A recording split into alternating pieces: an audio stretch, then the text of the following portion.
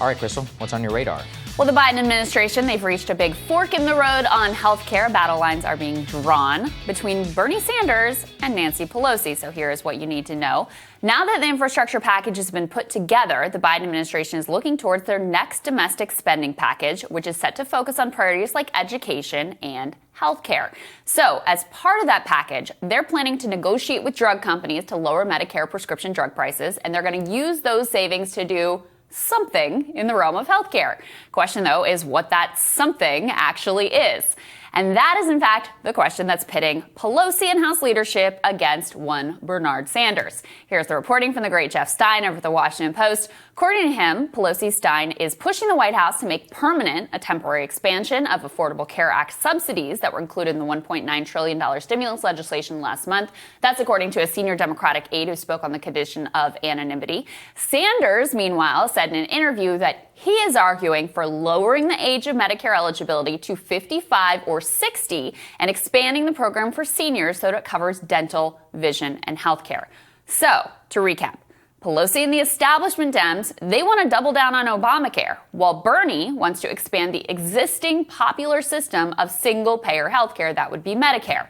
It's a clash that really kind of embodies the divide within the Democratic Party. Do you stick with the current for-profit health insurance giveaway, but just make it somewhat more palatable, somewhat less cruel? Or do you move towards the rest of the developed world with an expansion of public health care? Now, let's keep in mind here what Obamacare actually is. That plan, which was birthed by the conservative Heritage Foundation and pioneered by Republican Mitt Romney, it did make the health insurance marketplace somewhat less rapacious and less cruel. It eliminated denials for pre-existing conditions, eliminated lifetime caps and disparities in pricing between men and women. The subsidies involved made health care coverage possible for millions of Americans. But in exchange for these concessions, it also guaranteed millions of new customers to health insurers, funneling government cash right into their bottom lines. As a result, those companies saw a massive spike in their stock prices. It's great for their business. That was a huge tell that Dylan Ratigan famously pressed Congresswoman Debbie Wasserman Schultz on at the time. I want you to take a look at the insurance stocks in this country on news that a bill may be passed that mandates the creation of millions of new customers but does not reform the monopoly structure. Take a look at the insurance stocks since November 17th. WellPoint up 13%. That's over a course of a few weeks. United Health up 10%. Aetna up 12%. Humana up 6%. Those health insurance companies are up because being in an unreformed oligopoly monopoly and having now the benefit of a government that is assigning the expense of covering the uninsured to the taxpayer without reforming the monopoly, it basically allows the taxpayer to take the hit to pay for the uninsured, but does not deal with the underlying symptom as to why there are so many uninsured, which is we have an unreformed private insurance monopoly in this country that is now being guaranteed more customers by the government. Why is that a good thing for America?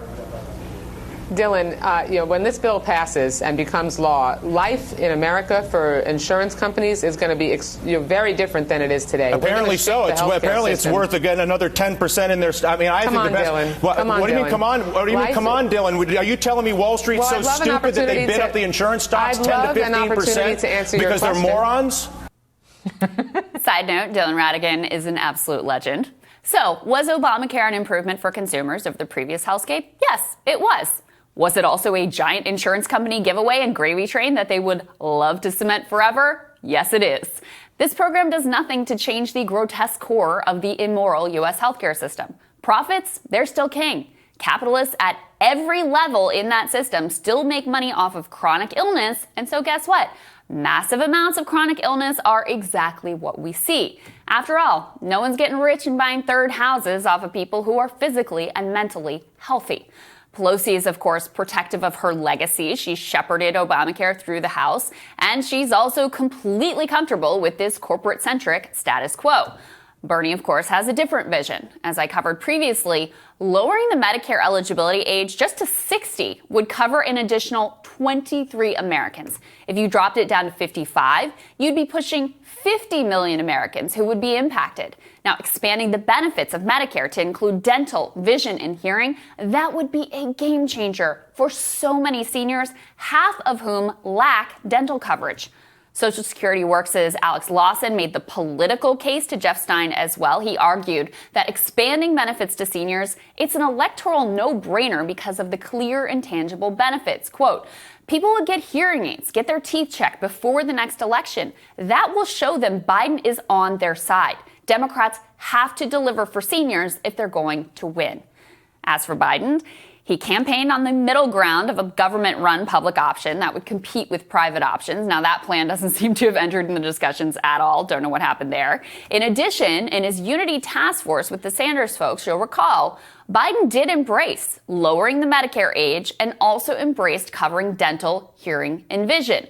What he's thinking now about any of this, well, that's really anyone's guess, isn't it? Needless to say, the implications of which direction Biden picks could be quite profound. Pelosi's expansion of subsidies would help people, and it would make insurance coverage affordable for millions. But it would also be yet another step in funneling ever more money and ever more power into the hands of health insurers. The bigger and the more powerful they are, the harder it is to change course towards a non-profit-centric approach. The more people in the private health insurance system, the easier it is also to scare them into thinking that they'd lose something if you move to a Medicare for All system. Bernie's proposal has massive benefits too, but instead of bolstering private health insurer power, it would undercut it, freeing 23 million Americans from their grip and making the existing government program more comprehensive for the people who are already on it. Now, lowering the Medicare age, it's not exactly FDR New Deal stuff, but at least it would be real progress towards a system that is actually about human beings rather than profits.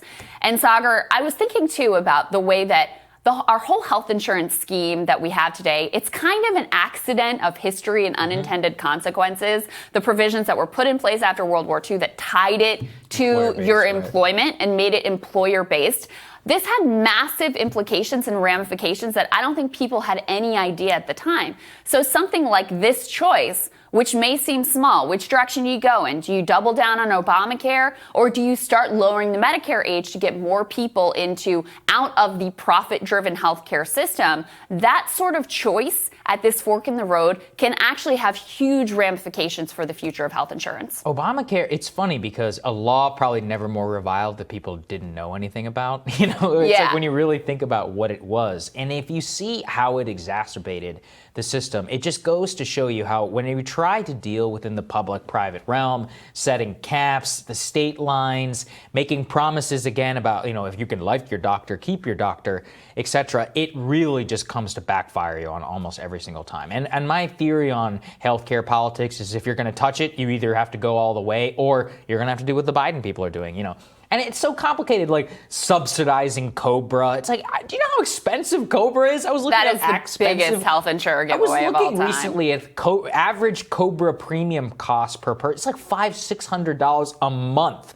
who are often people who are either unemployed or are people who are going out trying to start their own thing. And then if you go and you look at the small business caps, and I've talked to people who are trying to set up healthcare networks for employees, and say, it's a mess. The only way you can do it, basically, is if you are, you have giant pockets in order to pay the health insurance premiums, or you have to go out, hire some firm in order to structure it for you, and they partner together. Yeah. It's a total giveaway to these people. And it's interesting too. I was talking to somebody recently in the healthcare venture capital space, and basically every modern healthcare company has conceded that their game, the way that they make money, is not through consumers. As in, it's not that they have to appeal to you and me. It's what? They need to partner with the health insurance companies to make sure that they're covered in-network. So they become like in-network benefits. So in essence, they're not even trying to build products which are going to benefit you or I. Like,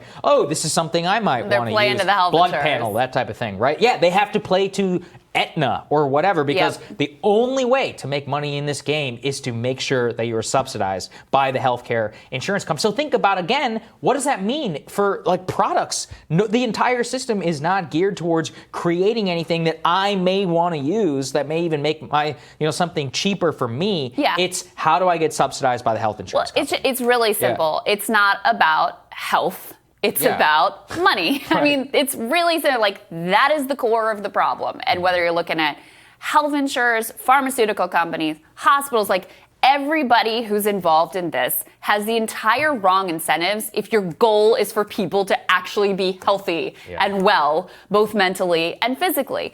Obamacare was like the perfect neoliberal solution, right? So freaking complicated. No one can wrap their head around it. And you did make things like, I want to be clear, it did make things better, right? It was better than how things were before for consumers. Right. It's also better for health insurers. They got richer than ever. They had guaranteed customers.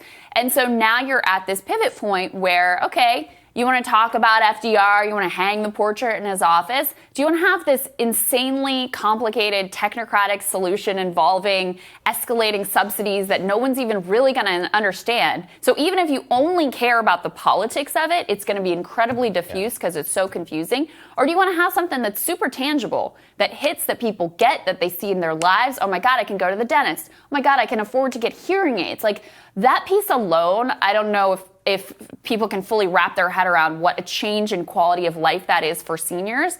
And then you see, okay, and now when I'm 60 or 55, ideally, or, when you're born, ideally, but when you're 55, when you're 60, I'm going to be able to get into Medicare to start with, and you start slowly moving away from this disgusting, rotten system that we have right now. So we'll see. I am a little bit skeptical that should be. Biden's going to go in the direction of Bernie on this. I'm also skeptical that Bernie is going to make this a red line the way that Josh Gottheimer made the SALT tax cap a red line. Pelosi tends to be more willing to throw her weight and her power around. So I will withhold judgment until we see exactly what direction that they're going in, but keep your eye on this fight. There we go. Next on Rising, Jennifer Holdsworth-Karp and Rachel Bovard. They're with us for the panel. That is after this.